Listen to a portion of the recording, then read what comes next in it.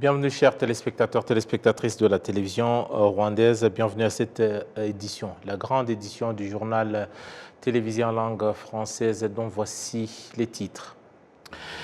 Le président de la République, Paul Kagame, et son homologue de Madagascar, Andry Rajoelina, celui-ci estime que le développement industriel de l'Afrique reste un bon signe du continent qui se transforme loin de l'image négative propagée surtout par certains médias étrangers.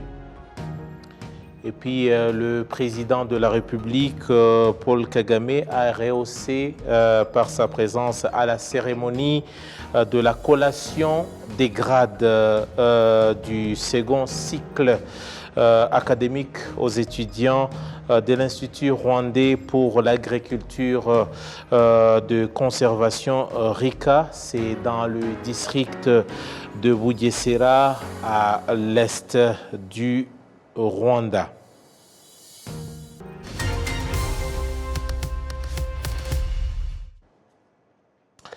Une fois de plus, bienvenue à cette édition.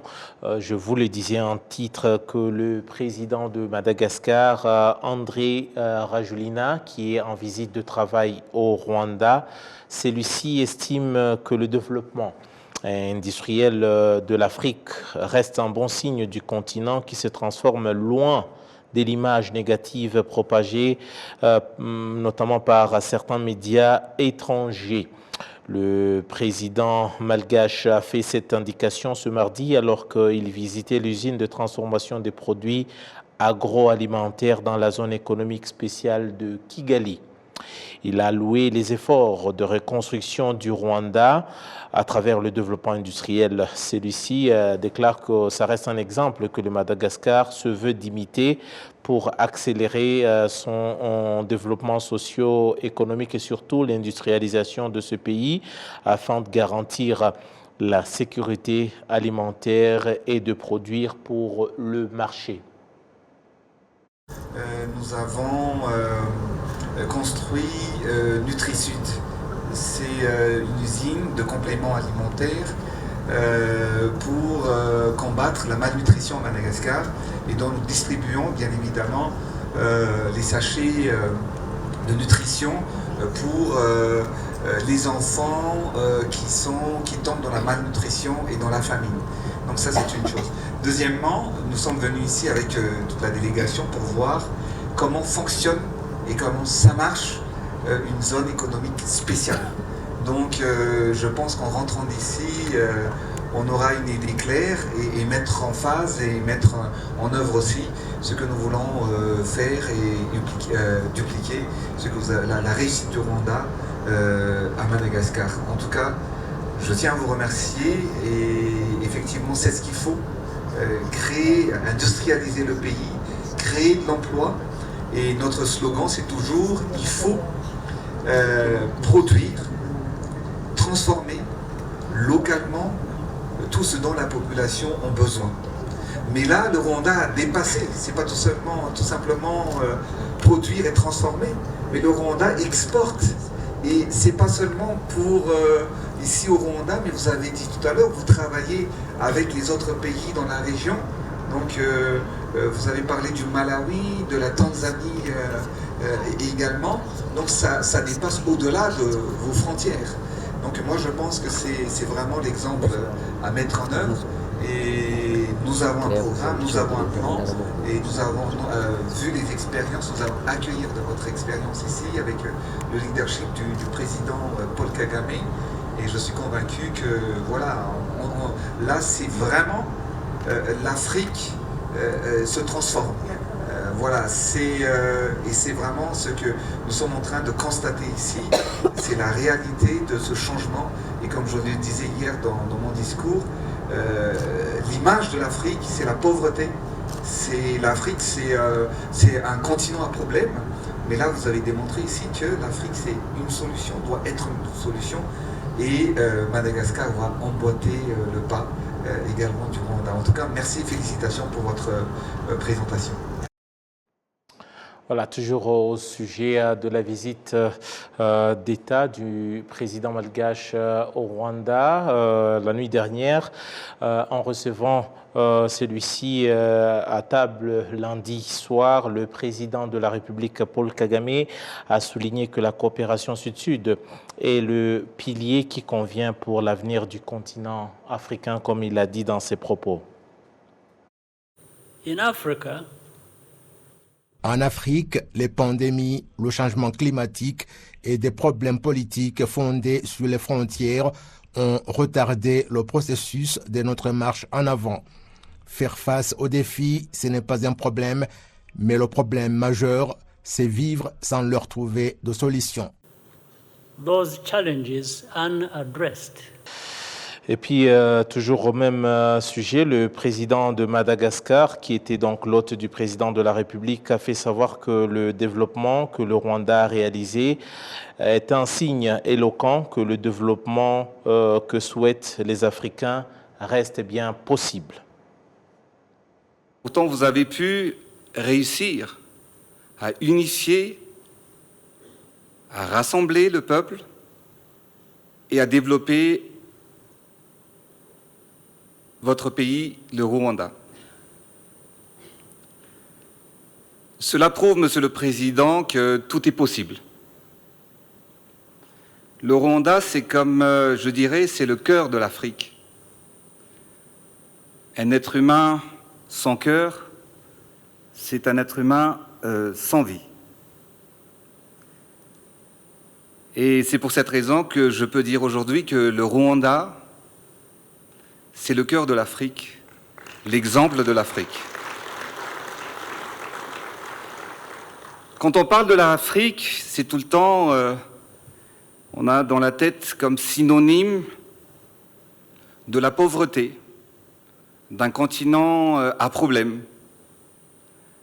Mais vous avez pu démontrer que l'Afrique doit et l'Afrique peut devenir et être une solution.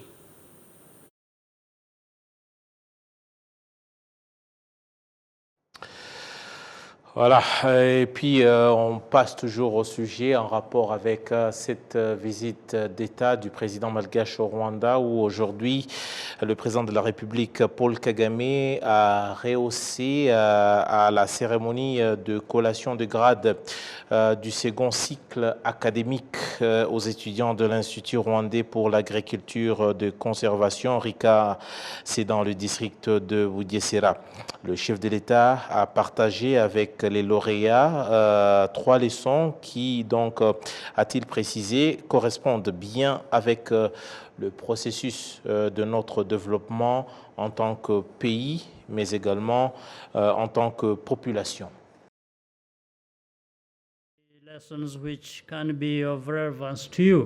Permettez-moi que je partage avec vous 3 leçons qui pourraient vous être utiles au moment où vous débutez un nouveau chapitre de votre vie. Première leçon, ayez toujours une vision. Depuis ses débuts, l'objectif de RICA était de répondre aux problèmes de superficie agricole réduite que connaissent depuis longtemps les agriculteurs à travers l'agriculture de conservation. L'agriculture est le pilier de l'économie africaine, mais nous ne sommes pas encore parvenus à l'exploiter efficacement. Chers étudiants diplômés aujourd'hui, je vous invite à analyser le problème et y réfléchir suffisamment et après vous fixer l'objectif de lui trouver des solutions. Vous ferez face à divers obstacles, mais avoir un objectif, c'est ce qui fait la différence avec la passivité et le découragement. Deuxième leçon, beaucoup de gens vont douter de vos capacités, mais faites chaque fois ce que vous pensez être juste. Le succès exige un parcours que peu de gens ont emprunté, ce qui veut dire que parfois on vous interprète mal ou on vous dénigre. Troisième leçon, seul, vous n'atteindrez aucune chose essentielle de valeur. Les partenaires de RICA, dont le gouvernement du Rwanda et beaucoup d'autres, ont apporté leur contribution dans la construction de RICA et c'est maintenant un institut mondialement reconnu. À votre alentour, il y a des personnes qui vous encouragent afin d'être performants. N'oubliez jamais la relation qui existe entre vous et vos collègues et le collège que vous avez fréquenté. Soyez toujours unis. Le problème que connaît l'Afrique n'est pas celui du manque de talent ni de ressources naturelles. Le problème, c'est de ne pas collaborer de manière productive et mettre ensemble les ressources disponibles pour mieux les exploiter. Ces leçons correspondent bien avec le processus de notre développement en tant que pays et de sa population.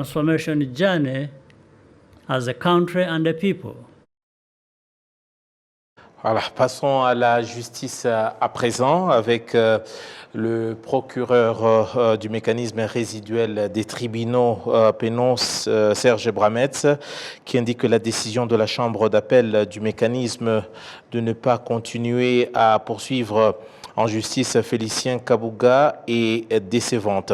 Il a indiqué dans un communiqué que cette décision est le résultat de la fuite des Kabuga de la justice pendant tant d'années.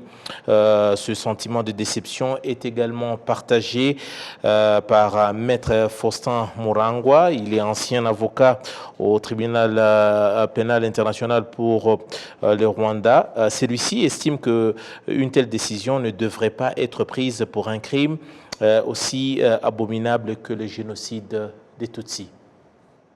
Le rapport en soi n'est pas clair. Donc il fallait, ce que je pense que le procureur aurait dû demander d'abord un rapport clair pour que, en fait, ça éclaire les juges. Il faut comprendre que les juges ne sont pas des médecins, non plus les procureurs ou les avocats. Interpréter le rapport d'un médecin, moi, je pense que ça demande à un autre médecin. Parce que je pense que ça aurait été soit un rapport, ce qui peut être fait, un rapport clair, ce qui peut toujours être fait, de faire un rapport clair, mais aussi, pas seulement ça, mais aussi, si le rapport n'était pas clair, de convoquer même les experts devant le tribunal pour leur poser des questions qui peuvent éclairer la Cour à prendre une décision. Et je pense que c'est ça qui a manqué. Je pense que la Cour n'était pas éclairée pour prendre une décision quelconque. Ce qui amène une décision qui choque l'opinion. Et puis, Maître Murangwa qui déplore également une décision prise sur base d'un rapport qui n'est pas clair sur le plan notamment de la justice. Si une personne comme ça peut manœuvrer à ne pas être poursuivie, ça laisse un message décevant, ce qui peut conduire aux gens de faire. Parce que l'instrument qui est la justice est de donner un message que quiconque commet un crime sera poursuivi. Et finalement, quiconque commet un crime aussi sérieux comme génocide, crime contre l'humanité, sera châtié de façon responsable. Si une personne peut manœuvrer à échapper à la poursuite comme Kabuga l'a manœuvré, c'est un message décevant. Voilà, à ce sujet, dans ce studio, nous sommes rejoints par le président de Ibuka, le docteur Philbert Gakwenzire. Président, comment est-ce que Ibuka, je rappelle que c'est déjà l'organisation qui plaide pour les victimes et également les survivants du génocide commis contre les Tutsis. En tant qu'Ibuka, comment avez-vous déjà accueilli cette nouvelle ? Depuis hier soir, nous avons été atteints par cette information sur laquelle le procès de Kabuga ne pourrait être poursuivi et que c'est pratiquement la fermeture close. De notre côté, du côté d'Ibuka et du côté des survivants du génocide en particulier, mais aussi du côté de tous les hommes et toutes les femmes de bonne foi, nous avons été extrêmement déçus. La décision qui a été prise n'est pas pratiquement à la hauteur d'un jugement et des résultats que nous attendions du cas d'Okabuga. Puisque vous savez déjà que le cas d'Okabuga, c'est un cas particulier, quelqu'un qui a été le financier du génocide. Sans Kabuga, il n'y aurait pas autant de victimes du génocide contre les Tutsis. Et il est déjà connu qu'il a passé plus d'un quart de siècle dans le cavale.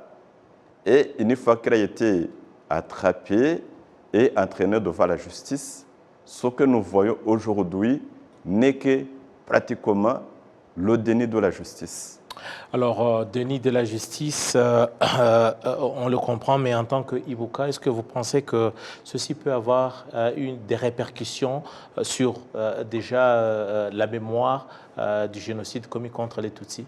Ah oui, vous savez, vous connaissez déjà la fonction de la justice. D'une part, il y a la répression, telle qu'exprimée même dans la Convention internationale qui réprime le génocide, mais aussi du côté aussi de la prévention. Et nous voyons déjà que c'est un mauvais présage pour la prévention du génocide, la prévention des crimes contre l'humanité où ça peut se produire. Et de cette façon, nous connaissons aussi l'influence de Kabuga. Kabuga a été influent dans la préparation et l'exécution du génocide, mais le fait qu'il a passé autant d'années supporté par la plupart des pays africains et européens, jusqu'à être en possession d'une cinquantaine de passeports, pratiquement, qui n'étaient pas de faux documents à l'exposition de son nom. Donc, on comprend très bien que l'impact sera extrêmement négatif sur le plan de la mémoire, sur le plan de la prévention et sur le plan aussi de la leçon que l'humanité devait tirer de ce procès. Voilà, vous restez bien avec nous. On me signale que depuis la France, nous sommes rejoints par Jessica Mwiza. Elle est ancienne vice-présidente de Ibuka France, mais elle est aujourd'hui activiste et surtout conférencière, notamment pour ce qui est de la lutte contre les génocides commis contre les Tutsis. Jessica, vous êtes avec nous? Bonjour. Bonjour, alors Jessica, vous êtes en France. Tout à l'heure, le président de Ibuka, il parlait déjà de la situation de Kabuga en France, où Kabuga a résidé depuis bien longtemps, en France où celui-ci avait été appréhendé, en France où il pourrait être résident officiellement. En tout cas, il y a la Belgique et la France qui sont cités. Vous, sur place, en diaspora et surtout particulièrement en France, comment est-ce que avez-vous vécu les moments de l'annonce d'une possible, en tout cas d'une prochaine libération des Kabuga? En fait, le premier sentiment, c'est un total irrespect envers la mémoire des victimes, envers les familles, envers les personnes rescapées. On ressent vraiment un profond différentiel d'empathie lorsqu'il s'agit des histoires qui concernent des populations occidentales et lorsqu'il s'agit d'histoires africaines. Et là, je peux dire qu'on perçoit, oui, en fait, un grand racisme dans le traitement de cette histoire. Pour Félicien Kabuga, c'est sa stratégie depuis le début de se prétendre trop malade, trop faible. Ça a apparu tout de suite. Or, dans le même temps, on l'a vu être très fin dans la compréhension de la procédure. Lorsqu'il était en conflit avec son avocat, il ne se présentait pas à la cour. Ensuite, lorsque le conflit était réglé, il se présentait, il venait. Donc, en fait, il sait parfaitement, il connaît parfaitement les failles du système. Et la plus attendue de toutes, c'est de se proclamer malade, dément, dès lors qu'on a atteint un certain âge. Mais il y a quelques mois, il n'était pas trop malade pour entrer au tribunal de Paris avant d'être envoyé à La Haye, le poing levé sous les applaudissements de sa famille. Là, il n'était pas trop malade. Il était même en pleine forme. Jessica, vous avez souligné quelque chose de très important, racisme. Est-ce que vous pensez qu'il y a une certaine politique, voilà, une justice à deux vitesses? Oui, tout à fait. Je pense que s'agissant d'histoires africaines et de problématiques africaines, même si on sait que c'est pas totalement le cas. Il y a eu des responsabilités occidentales, notamment françaises, dans le génocide. Mais les victimes sont africaines, sont noires africaines. Et aujourd'hui, il n'est plus à démontrer que les Nations Unies ne montrent pas d'empathie pour nos histoires, ne montrent pas d'urgence à la justice. Félicien Kabuga a été en cavale pendant près de 25 ans, plus de 25 ans. Il aurait été intéressant de savoir qui l'a aidé et comment, parce qu'il est certain que ces réseaux-là d'appui à une telle cavale étaient extrêmement puissants. Alors, selon vous, avec la fin presque de ce dossier ou la fermeture de ce dossier, ça risque de disculper, ça risque de bénéficier à certaines personnes? Bien entendu, l'impunité, on sait tous et toutes ce que ça entraîne. D'un coup, les familles de génocidaires, les génocidaires eux-mêmes qui n'ont pas encore été arrêtés, appréhendés, se sentent pousser des ailes. Ils peuvent œuvrer au négationnisme pour empêcher que d'autres soient jugés par la suite. Et dès lors que Félicien Kabuga a été arrêté, par exemple, on a vu des textes, des vidéos pulluler sur Internet pour expliquer que le Rwanda était un pays agricole et que les machettes servaient à l'agriculture et que Félicien Kabuga n'avait absolument jamais acheté ces machettes pour organiser le génocide. Voilà, c'est des théories négationnistes qui vont se trouver confortées par l'absence de la justice. Merci beaucoup, Jessica. Je rappelle que vous êtes activiste, blogueuse et conférencière sur la mémoire du génocide contre les Tutsis. Président, on a entendu les propos de Jessica. C'est l'émoi total. Alors, Ibuka, c'est quoi la suite des événements? Vous allez lâcher l'affaire? Vous allez vous résigner? Ou il y a d'autres voies que vous envisagez? L'affaire était entre les mains de la justice internationale. Et nous n'avions qu'à donner des informations, des renseignements à ce propos pour que tout marche au mieux. Et c'est déjà le contraire, comme nous venons déjà de l'exprimer à plusieurs titres.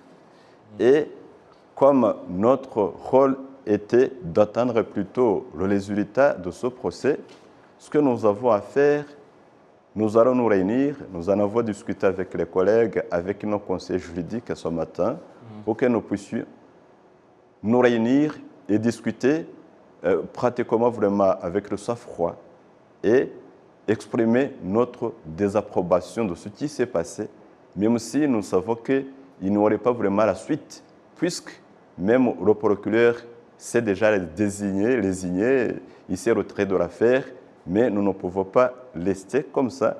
Du moins, nous avons dit au monde que nous avons été extrêmement déçus.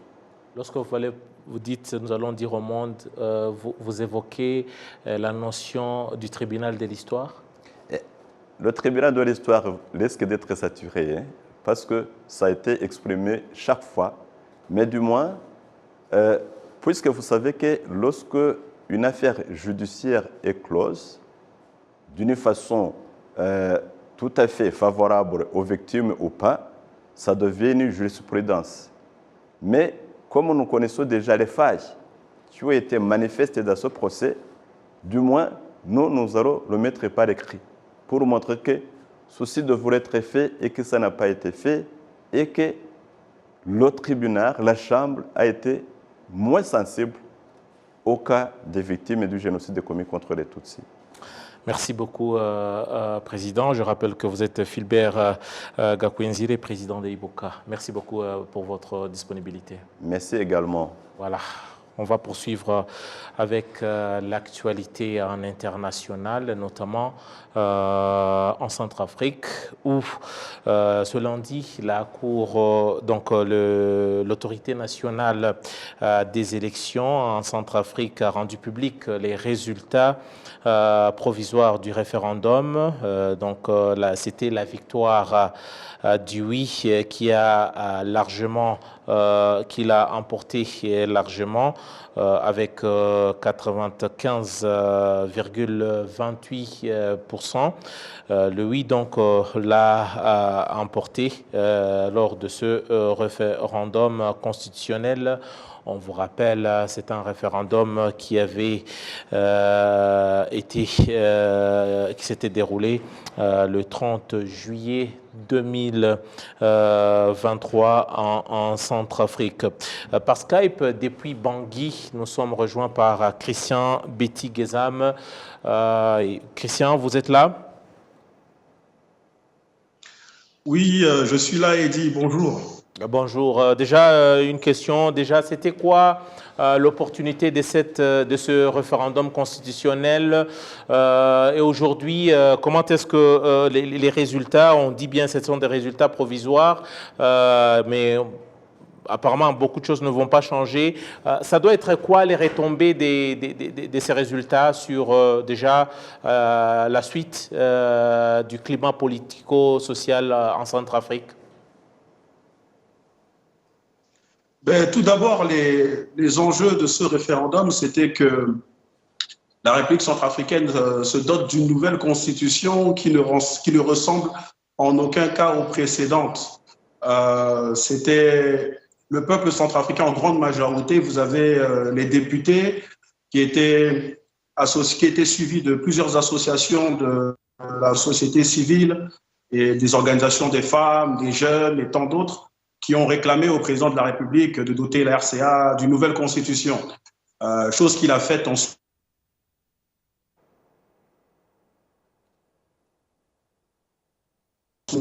Maintenant, les enjeux de cette constitution, c'est qu'il y a beaucoup d'amendements, il y a beaucoup de changements dans cette constitution. Les principaux sont notamment la durée du mandat présidentiel qui était de 5 ans avant, et avec cette nouvelle constitution, il passe de 7 ans.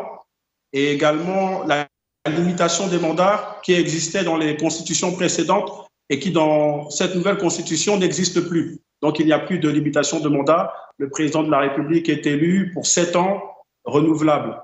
Et vous avez également un des changements majeurs qui est la notion de centrafricanité, on dirait, c'est-à-dire que les candidats à l'élection présidentielle, maintenant, ne pourront plus être des binationaux et postuler à la magistrature suprême, ce qui était possible avant. Donc, dans cette nouvelle constitution, la personne qui voudrait être candidate à l'élection présidentielle se doit de posséder une seule nationalité et elle doit être la nationalité. Est-ce que ceci veut dire que le président, Touadéra est à la voie libre maintenant, il peut se représenter comme autant d'autres?